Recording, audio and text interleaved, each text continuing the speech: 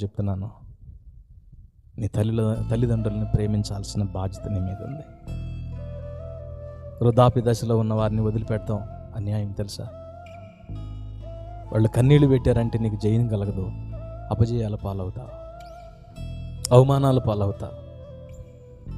తల్లిదండ్రులని ధిక్కరించువా అని దీపం కారు చీకటిలో ఆరిపోతుందని దేవుని వాక్యంలో రాయబడి ఉంది. కనుక దేవుని బిడ్డలుగా ఒకవేళ ఉంటే కొంతమంది భార్య మాటిని వ్యతిరేకించేవాళ్ళు. అమ్మ కోడల పిల్ల, నేను మీకు చెప్తున్నాను, అదే నీ తల్లి ఒక మాట ఉందనుకో, ఓర్చుకోవా? ఓర్చుకుంటారా? ఓర్చుకోరా? చెప్పరేందండి. తల్లి అంటే ఎన్నిసార్లు అన్నా ఓర్చుకుంటా కదా. చిన్నప్పటి నుంచి మనల్ని కొడతానే వచ్చారు కదా తల్లిదండ్రులు. మరి వాళ్ళు కొట్టినప్పుడు ఓర్చుకున్నప్పుడు అత్తమామలు ఏదన్నా ఒక మాట అంటే ఎందుకు? నేను ఒక మాట చెబుతాను, నాకు ఆన్సర్ చేయండి. నాకు మా అత్త మాట అంటే గాయం పడిందన్న, ఆ గాయం ఇప్పటి వరకు చలేసి అదే పుండు రేగి రేగి రేగి అది సెప్టిక్ అయిందన్న, ఇప్పటికీ తగ్గల ఆ గాయం అన్న వాళ్ళు చేతులు ఎత్తండి. ఉండదుగా.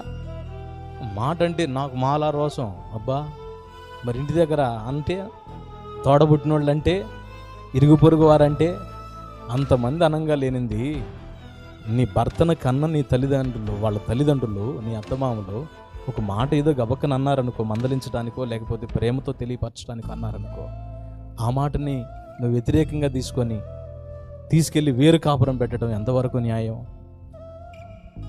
కొన్ని కుటుంబాల్లో కనీసం 2-3 అన్న ఉంటారు.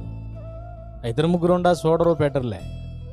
ఎందుకంటే ఈయన చూస్తున్నాడని ఆయన చూస్తున్నాడని ఈయన, ఆమె చూస్తుందని ఈమె చూస్తుందని ఆమె, ఎవరు చూసేది లేదు. చివరికి అడ్డు వదిలేసే పరిస్థితి అవుతుంది.